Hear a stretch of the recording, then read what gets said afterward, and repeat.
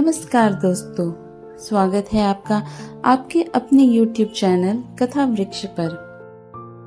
पौराणिक कथा के क्रम में आज हम सुनेंगे महालक्ष्मी व्रत कथा।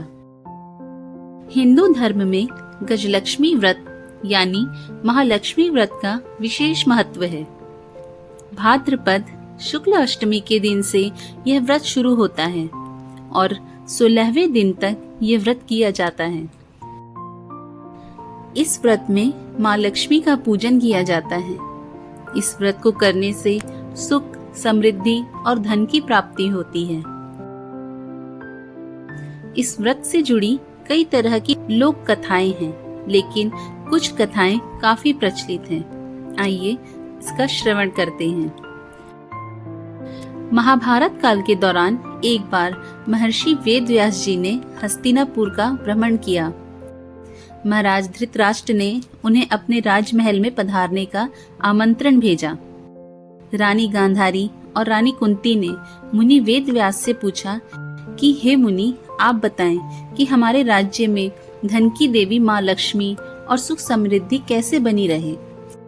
यह सुनकर वेदव्यास जी ने कहा कि आप यदि अपने राज्य में सुख समृद्धि चाहते हैं तो प्रतिवर्ष अश्विनी कृष्ण अष्टमी को विधिवत श्री महालक्ष्मी का व्रत करें। मुनि की बात सुनकर कुंती और गांधारी दोनों ने महालक्ष्मी व्रत करने का संकल्प लिया। रानी गांधारी ने अपने राजमहल के आंगन में 100 पुत्रों की मदद से विशाल काय गज का निर्माण करवाया और नगर की सभी स्त्रियों को पूजन के लिए आमंत्रित किया, परंतु रानी कुंती को निमंत्रण नहीं भेजा। जब सभी महिलाएं गांधारी के राजमहल पूजन के लिए जाने लगी तो कुंती उदास हो गई। माता को दुखी देखकर पांचों पांडवों ने पूछा कि माता, आप उदास क्यों हैं? तब कुंती ने सारी बात बता दी। इस पर अर्जुन ने कहा कि माता, आप महालक्ष्मी पूजन की तैयारी कीजिए, मैं आपके लिए हाथी लेकर आता हूँ। ऐसा कहकर अर्जुन इंद्र के पास गए और इंद्रलोक में अपनी माता के लिए ऐरावत हाथी लेकर आए। जब नगर की महिलाओं को पता चला कि रानी कुंती के महल में स्वर्ग से ऐरावत हाथी आया है तो सारे नगर में शोर मच गया। हाथी को देखने के लिए पूरा नगर एकत्रित हो गया। विवाहित महिलाओं ने विधि विधान से महालक्ष्मी का पूजन किया। पौराणिक मान्यता है कि इस व्रत की कहानी को 16 बार कहा जाता है और हर चीज या पूजन सामग्री 16 बार चढ़ाई जाती है।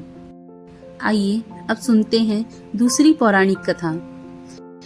इस कथा के अनुसार प्राचीन काल में एक बार एक गांव में गरीब ब्राह्मण रहता था।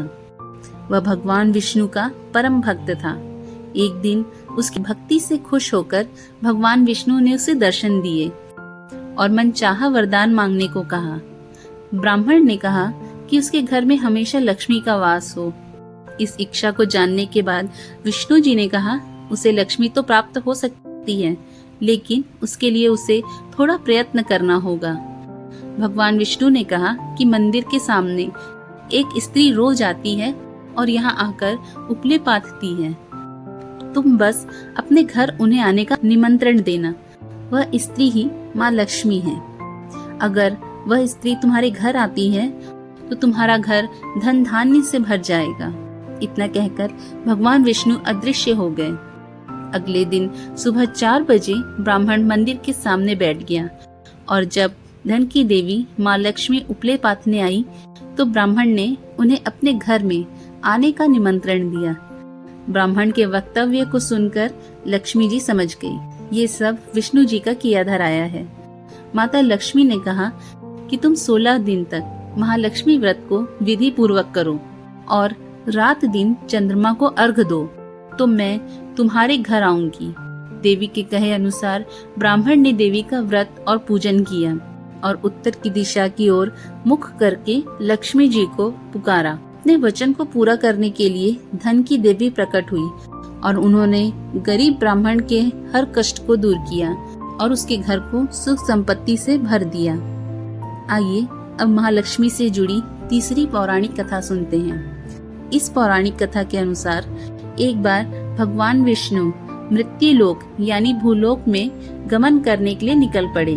माता लक्ष्मी ने भी निवेदन किया कि वह भी उनके साथ आना चाहती हैं।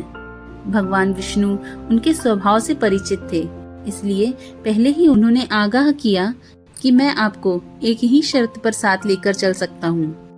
माता लक्ष्मी मन ही मन बहुत खुश हुई कि चलो शर्त ही सही, भगवान अपने साथ ले जाने को माने तो। माता फटाक से बोली, मुझे सारी शर्तें मंजूर हैं। भगवान विष्णु ने कहा, जो मैं कहूँ, जैसा मैं कहूँ, आपको वैसा ही करना होगा। माता बोली, ठीक है, आप जैसा कहेंगे मैं वैसा ही करूँगी। दोनों भूलोक पर आकर विचरण करने लगे। एक जगह रुककर श्री हरि ने माता से कहा कि मैं दक्षिण दिशा की तरफ जा रहा हूँ, आपको यहीं पर मेरा इंतजार करना होगा। यह कहकर भगवान विष्णु दक्षिण दिशा की तरफ बढ़ गए। अब माता को जिज्ञासा हुई, दक्षिण दिशा में ऐसा क्या है जो भगवान मुझे वहां नहीं ले जाना चाहते। माता का स्वभाव तो वैसे भी चंचल ही माना जाता है। उनसे वहां पर ज्यादा देर रहा नहीं गया और वे भगवान विष्णु की तरफ ही बढ़ने लगी। आगे जाकर माता को सरसों का खेत दिखाई दिया। उसकी सुंदरता ने माता का मन मोह लिया। वे फूल को तोड़कर अपना श्रृंगार करने लगी। इसके बाद वे कुछ दूर आगे बढ़ी कि गन्ने के खेत उन्हें दिखाई दिए। उन्हें गन्ना चूसने की इच्छा हुई तो गन्ने तोड़कर उन्हें चूसने लगी कि भगवान विष्णु वापस आ गए। सरसों के फूल से सजी माता लक्ष्मी को गन्ना चूसते देखकर भगवान विष्णु उन पर क्रोधित हो गए। भगवान ने कहा कि आपने शर्त का उल्लंघन किया।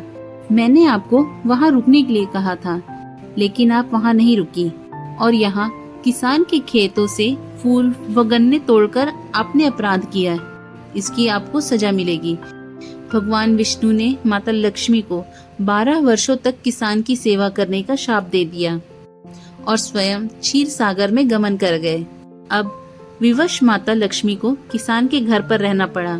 एक दिन माता लक्ष्मी ने किसान की पत्नी को देवी लक्ष्मी की प्रतिमा की पूजा करने को कहा और बोला कि इससे तुम जो भी मांगोगी तुम्हें मिलेगा।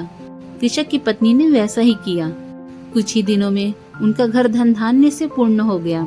हंसी खुशी समृद्धि में 12 साल का समय बीत गया। जब भगवान विष्णु माता लक्ष्मी को लेने के लिए आए तो किसान ने माता को न जाने देने का हठ किया।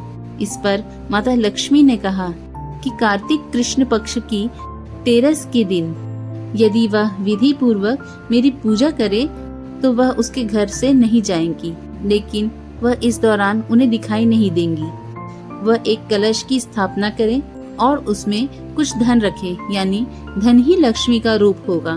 इस प्रकार 13 के दिन किसान ने माता के बताए अनुसार ही पूजन कर कलश स्थापना की और सभी सुख समृद्धियों को प्राप्त किया। जय माँ लक्ष्मी।